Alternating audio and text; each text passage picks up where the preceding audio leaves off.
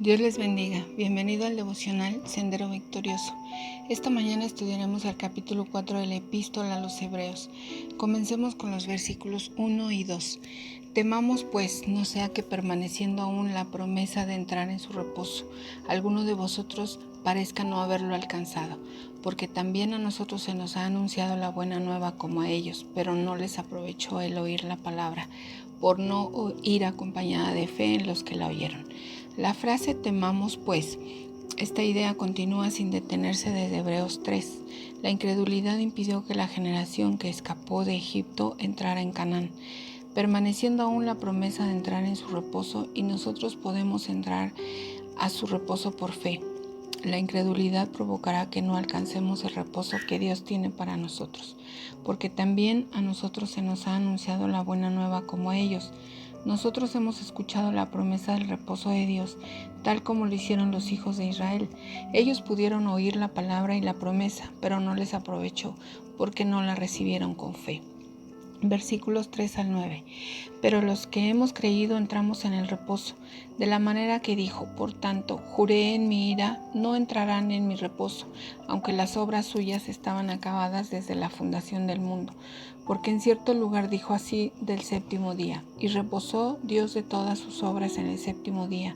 Y otra vez aquí: no entrarán en mi reposo. Por lo tanto, puesto que falta que algunos entren en él, y aquellos a quienes primero se les anunció la buena nueva no entraron por causa de desobediencia, otra vez determina un día, hoy, diciendo: después de tanto tiempo, por medio de David, como se dijo: si oyereis hoy su voz, no endurezcáis vuestros corazones, porque si Josué les hubiera dado el reposo, no habría después de otro día. Por tanto, queda un reposo para el pueblo de Dios. Esta cita demuestra que Dios tiene un reposo disponible para nosotros. Reposo. Esta palabra se utilizó 8 veces en este capítulo. Ahora la pregunta es: ¿cuántos cristianos están perdiendo hoy ese reposo e ignoran lo que significa confiar realmente en Cristo y descansar en Él? Versículo 10. Porque el que entra en su reposo también ha reposado de sus obras, como Dios de las suyas.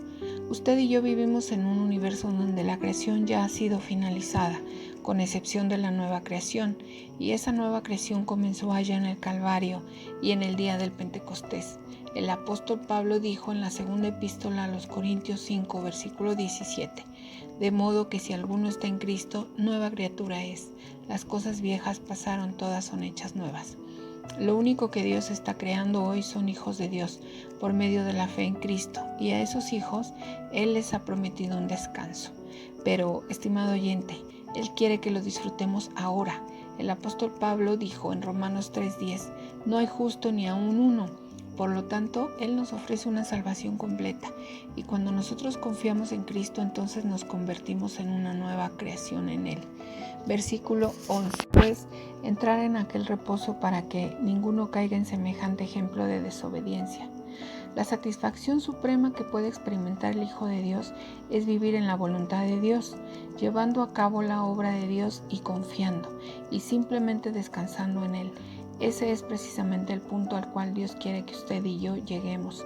Necesitamos aprender a encontrar nuestra satisfacción a los pies de Jesús.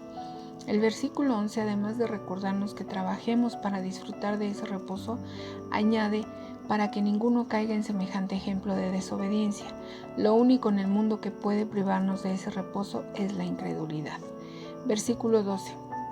Porque la palabra de Dios es viva, eficaz y más cortante que toda espada de 2 filos. Penetra hasta partir el alma y el espíritu, las coyunturas y los tuétanos, y discierne los pensamientos y las intenciones del corazón. La palabra de Dios, algunos opinan que palabra aquí no se refiere a la palabra escrita, sino a la palabra viviente, que es el Señor Jesucristo. Sin embargo, en la Biblia la palabra escrita es llamada la palabra viviente. Creemos que aquí la expresión se refiere principalmente a la palabra escrita de Dios, y como la palabra escrita revela a Cristo, la referencia en este versículo podría señalar tanto a la palabra escrita como a la palabra viviente. Además, aquí se señala que la palabra de Dios es viva. Se recalca el carácter viviente de esa palabra. La palabra es eficaz. Corresponde a la palabra griega energes, que significa que activa, que da energía. Así que la palabra de Dios es viva y transmite energía. Y continuó diciendo que la palabra es más cortante que toda espada de 2 filos, porque la palabra de Dios tiene 2 filos, corta en ambas direcciones, hacia el que habla y hacia el que está escuchando. Y al ser una espada de 2 filos, penetrará eficazmente. También dice, y discierne los pensamientos y las intenciones del corazón. Esta palabra discernir que se utiliza aquí proviene de la palabra griega que significa crítica. Hoy tenemos muchos críticos de la palabra de Dios, sin embargo la palabra de Dios es la que critica. Lo critica usted y me critica a mí. Ninguna persona está en una posición como para poder criticar o juzgar a la palabra de Dios. Hay muchas razones para ello y una de ellas es que no hay otro libro como ella. Es el pecado lo que mantiene hoy a las personas alejadas de Cristo. Versículo 13. Y no hay cosa creada que no sea manifestada en su presencia. Antes bien, todas las cosas están desnudas y abiertas a los ojos de aquel a quien tenemos que dar cuenta. Nadie puede evitar que Dios conozca los detalles de sus vidas, sus planes. Oran a Dios pidiéndole ciertas cosas a favor de ellos, pero no siempre le cuentan sus motivos. Él conoce los pensamientos y todo lo oculto queda expuesto ante su mirada. Debemos confesarle a Dios todas las cosas. Versículo 14. Por tanto, teniendo un gran sumo sacerdote que traspasó los cielos, Jesús el Hijo de Dios, retengamos nuestra profesión. Aquí la palabra teniendo habla del carácter específico y único de Jesús como nuestro sumo sacerdote. Ningún otro sumo sacerdote fue llamado gran, ningún otro sumo sacerdote traspasó los cielos, ningún otro sumo sacerdote es el Hijo de Dios. Las palabras retengamos nuestra profesión es saber que tenemos un sumo sacerdote y que es el único y glorioso, es maravilloso. Es aún más increíble saber que Él traspasó los cielos y que ha ascendido al cielo y que ahora ministra ahí para nuestro bien.